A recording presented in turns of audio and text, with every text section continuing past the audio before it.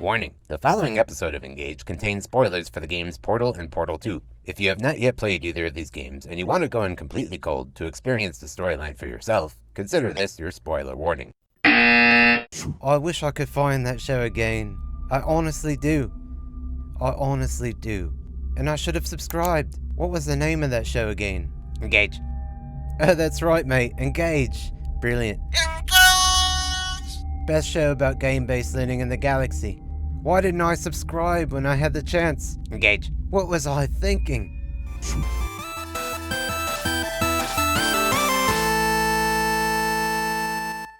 Hello everyone, and welcome to an all-new episode of Engage, where learning through play is the name of the game. Thank you so much to everyone who's been watching since our very first episode, and a warm welcome to all of our new subscribers. Guys, I'm so thrilled to be able to share with you that since the filming of our last full episode, we've gained over 100 new subscribers to the channel, which is proof positive for me that all of your help and sharing your favorite episode that inspires you most over your favorite social media platforms absolutely makes a difference in helping to spread the word about the show and help the show grow. So thank you so much for doing that. For those of you who are new here, my mission on Engage is to make game-based learning of all different kinds more accessible to educators everywhere.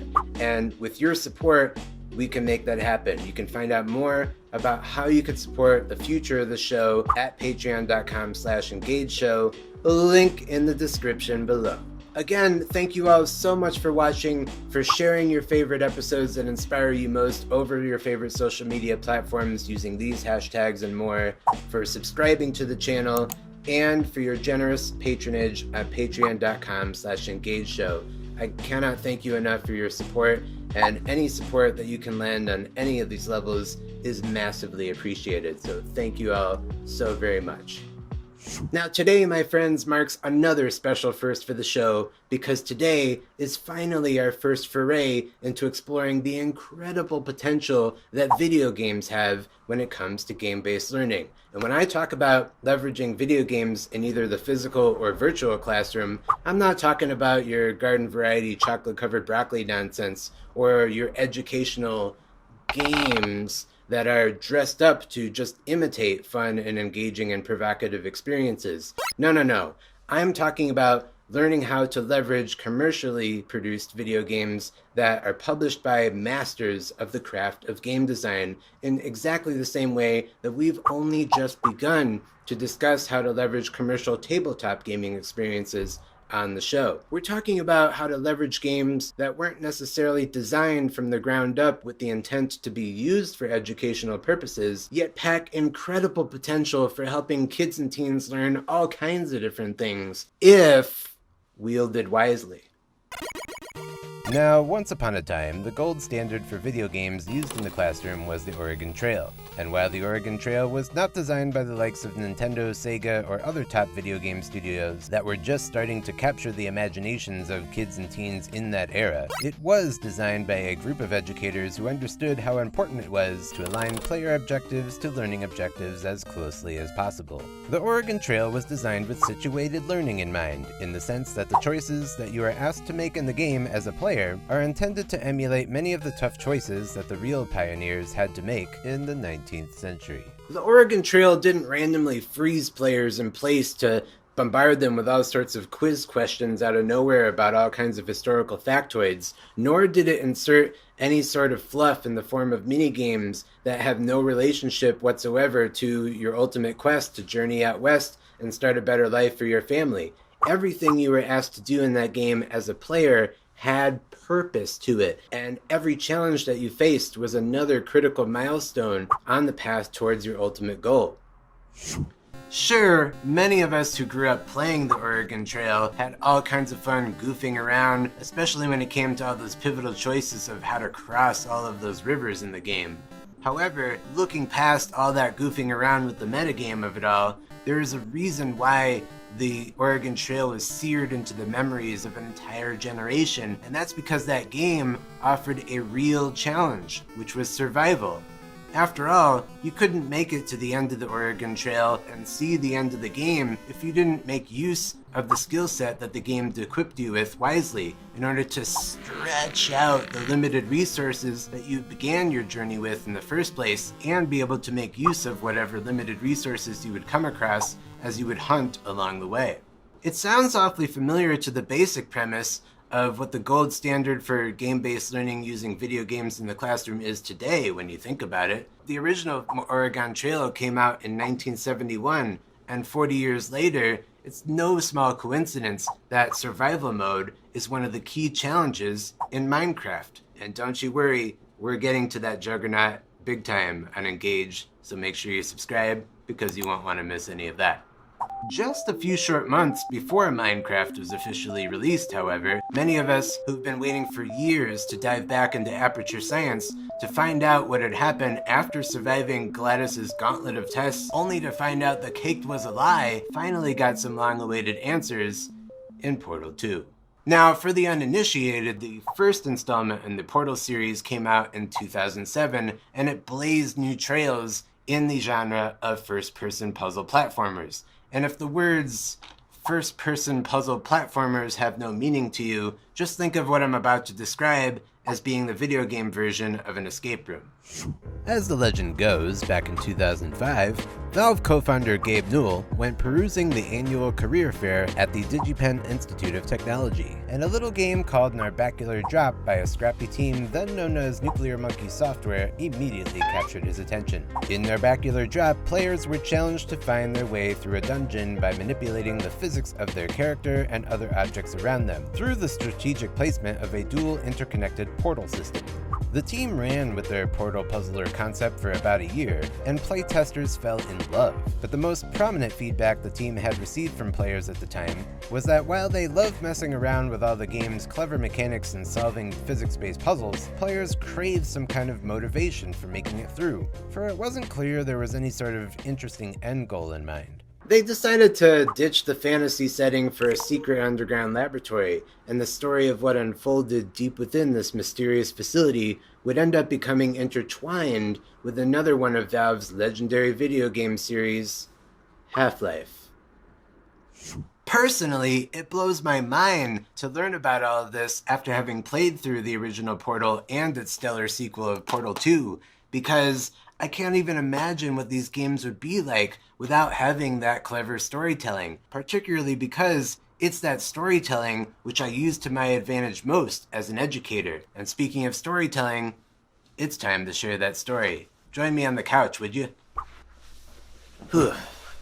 Well, at the time, when I first started thinking about using Portal 2 in the classroom, I was working in a school where, honestly, you'd be lucky if you were entered a classroom with matching furniture, never mind matching computer hardware and other technology available for teacher and student use. All of the tables, all of the chairs, and all of the PCs that the school had available were all provided to that school through donations over the years. There was no way that the school was going to have any sort of budget whatsoever available to me to be able to purchase enough licenses of this game so that I could put it into the hands of each and every student that I wanted to experience it at their own pace. I knew that was out of the question. The wilder part of this story is that even if that school did have the budget in order for me to be able to obtain enough licenses of Portal 2, it wouldn't have mattered, because out of the few PCs that the school had, they all booted up to a completely different version of Windows. And we're talking Windows 98 and Windows XP, okay?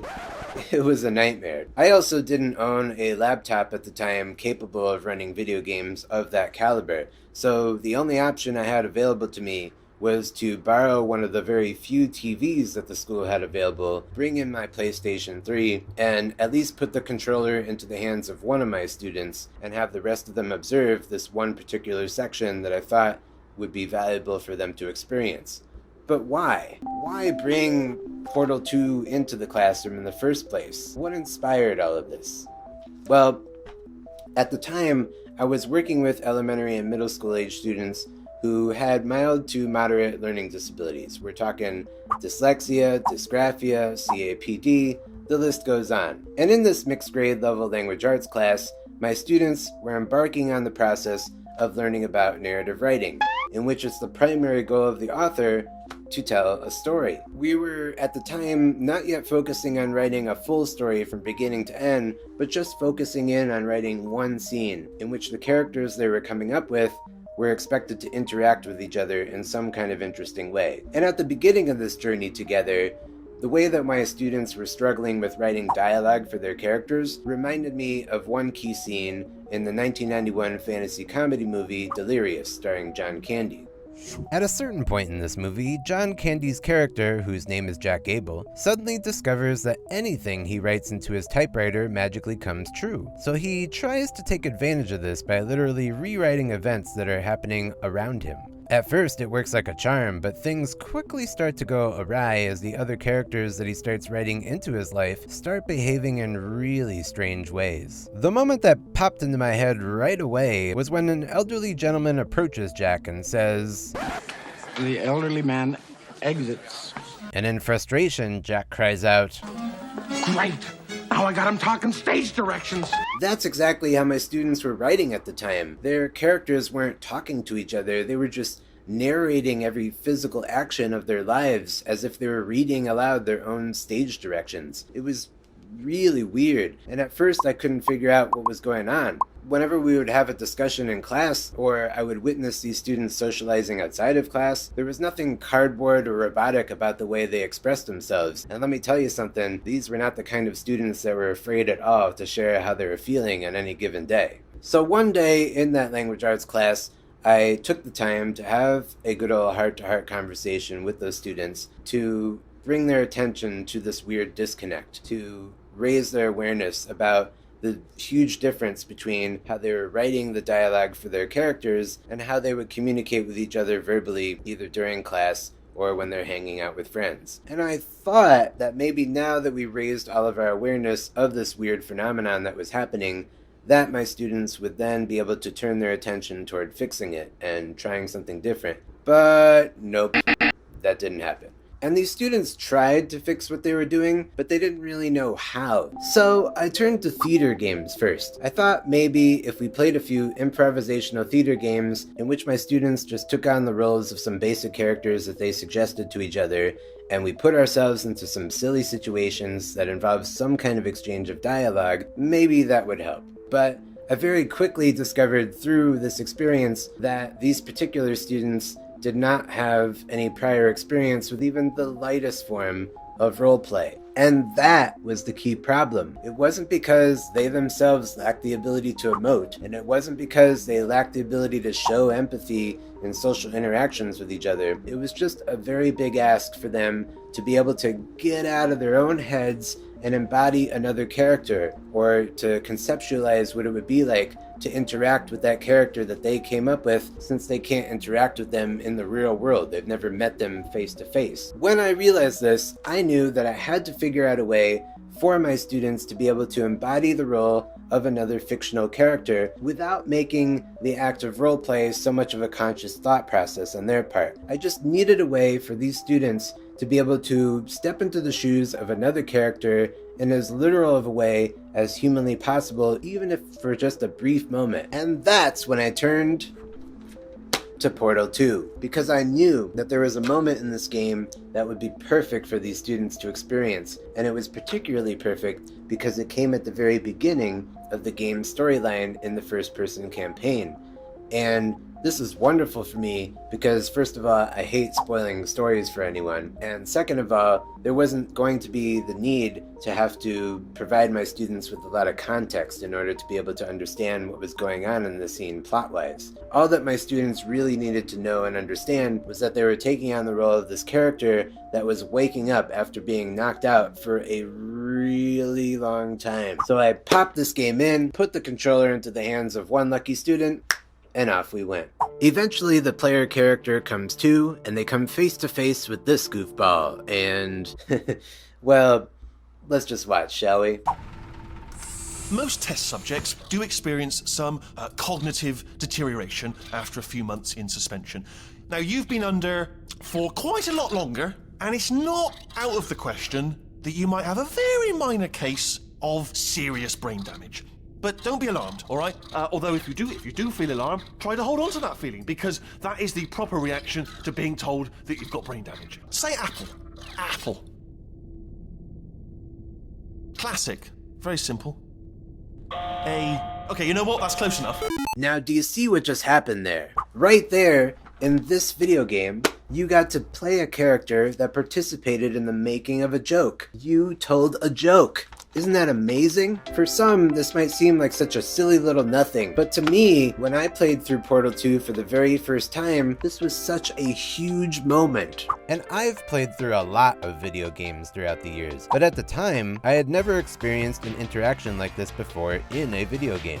And I'm honestly hard-pressed to think of another example like this. I mean, sure, there do exist plenty of other video games out there that have their funny moments, but it's rare to come across a video game that actually facilitates the opportunity for you to be a part of telling a joke. And that was exactly what my students at the time needed. It was like a lightning bolt of pure energy, supercharged part of their brain that they just weren't able to access before, and now it was alive. And the next thing I knew, my students were able to write characters that actually talked with each other and made fun of each other and even plotted devious schemes with one another. It was wonderful. Obviously, yes, there was still a lot of practice to be had in terms of character development and plot development, but look, the spark was finally lit, and whatever the weird disconnect was that they were experiencing before was now finally fixed.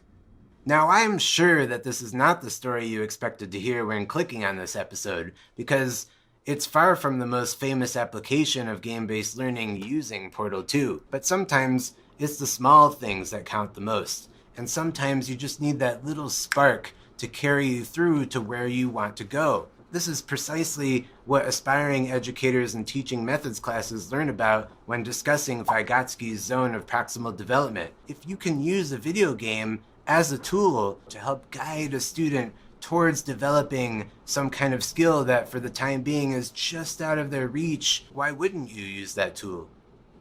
This past summer, due to the pandemic, the Games for Change Festival was held online, and this year, the hot sauce was undeniably VR, XR, and AR. We're living in a time right now where the technologies that enable us to create unprecedented immersive embodied experiences are finally catching up to what artists, designers, and storytellers have dreamed up for decades. But the price tags of bringing some of those new technologies into the classroom at the level such that each and every student can have equal access to them are well out of the range of what most school systems can afford.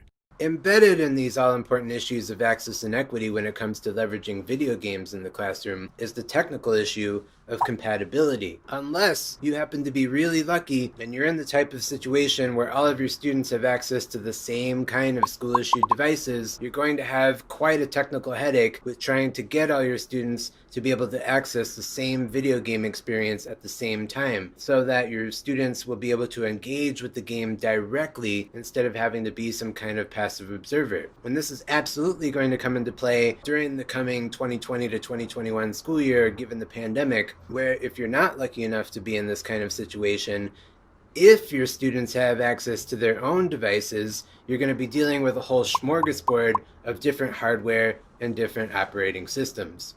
If you've ever wondered why Minecraft became such a smashing success, one huge reason is that innovative educators out there started to see Minecraft as an incredible platform to use as a sandbox for game-based learning. And in time, Mojang, and later on Microsoft, recognized that they needed to make it possible for kids and teens of all ages to be able to play Minecraft together. As Fortnite has become the new hot sauce for educators on the cutting edge, who are experimenting with leveraging its creative mode, and yes, we'll be digging into Fortnite in due time on Engage as well, don't you worry, Epic Games has a slight leg up on Minecraft from a technical perspective because Fortnite has near complete cross-platform compatibility, or at least until this happened anyway. So I have to turn my attention back to Valve and ask one simple question. What happened, guys? You were way ahead of the game back in 2011 when you presented that educational initiative at the Games for Change Festival in New York City. I know because I was there. I even got to meet the legendary Gabe Newell himself after he gave that presentation with Leslie Red and Yasser Maleka.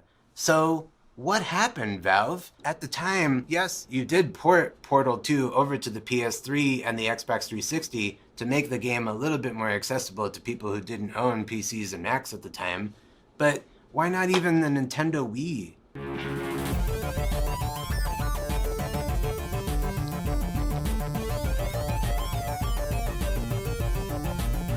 Yeah, this isn't real, but this is what playing Portal 2 on the Wii could have looked like at the time. I just wish this thing worked, you know? Like... Surprise. As perfect as the Nintendo Wii would have been in terms of user accessibility for Portal 2, what's important to highlight here is that while we might not have foreseen the advent of iPads and Chromebooks becoming the most affordable options for school systems to pursue in order to be able to put devices into the hands of all K-12 students, it's been over a decade by this point. I mean, look, so many other games of the PS3, Xbox 360, and Nintendo Wii era have by this point been ported over to iPad, if not also Android-capable Chromebooks. So why, Valve? Why not Portal and Portal 2? Why? The funny thing is about making this episode so many years after the fact is that now would actually be the perfect time for an iOS or Android port of Portal and Portal 2 to come out. Just think of it. Due to the pandemic, so many of us out there are going to be having to facilitate online courses in one form or another. And you know that many innovative educators out there are going to be doing everything they can with Minecraft and Fortnite's creative mode. If only we could also access Aperture Science's perpetual testing initiative on our smartphones, our tablets, and our Chromebooks. This is at least my theory as to why the Learn with Portals initiative that Valve introduced at Games for Change back in 2011 didn't have nearly as long of a lifespan as you think it would have. Access is everything, and if you were not lucky enough to be working in a school system that had access to PCs and Macs capable of running Valve's content delivery system and online network Steam, well, you were left out in the cold. When the Learn with Portals initiative was in its heyday, there were oodles of imaginative educators out there who put the custom level design tools to good use to create some really cool game-based learning experiences. Even though Valve may no longer be supporting this educational initiative officially, I thought maybe all these years later, maybe some of these curriculum-based levels might be preserved in some way, and I'm glad to be able to report that my hunch was right. I unfortunately could not locate any sort of comprehensive database of all the educator design levels out there that have been created over the years, or any student designed exemplars for that matter, but I did unearth former high school physics teacher Cameron Pittman's website, Physics with Portals, and I'm thrilled to report that I did find that his ideal gas law simulation, and that the level he designed to introduce a discussion on Newton's laws of motion, do still exist within the game's community test chambers database. So there are at least some remnants of the Learn with Portals initiative from back in the day. I also found several lessons on the website foundry10.org that are geared toward challenging students ranging from 4th grade age to high school age to use Portal 2's level editing tools to complete a variety of different physics-based and mathematics-based challenges. So check out the link in the description below for those resources. Now, of course, as I mentioned earlier, unlike Minecraft and Fortnite here, unfortunately, Portal 2's level design tools are only available through the PC and I think the Mac version of the game as well. So unless your students have access to PCs and Macs, then they're unfortunately not going to be able to get that hands-on experience with the level design tools themselves. However, you as an educator, if you get the PC or Mac version of the game, you could at least use the level design tools for all sorts of modeling purposes for a wide variety of different kinds of lesson plans. So I hope that this episode of Engage helped to at least inspire you and to demonstrate how you could still get some serious mileage out of this game despite those constraints. If you happen to be watching this episode during the COVID-19 pandemic and you already know that you're going to be faced with the kind of situation where your students do not have access to the same kind of device, know that you still have options available to you should you decide to pursue the idea of using video games for game-based learning. If your school system allows you to use Zoom, for instance, you can simulate what I did back in the day when I brought in my PS3 into the classroom and hooked it up to the TV or the projector, and you could fire up your copy of Portal 2 and share your screen. Just be sure to click Share Computer Sound so that your students will be able to hear Wheatley's dialogue during the courtesy call segment. You could also utilize a free game capturing program like Steamlabs OBS over here if you want to pre-record a certain segment of the game that you plan to leverage for your class well in advance if you can't find the footage you're looking for on YouTube already. And I'll have a quick little video on how to get started with that after this episode, so be sure to subscribe because you won't want to miss out on that tutorial. Well done. Oh, you're still here. I forgot how good you are at this. We have a lot of tests to do. You should pace yourself, though. Oh boy.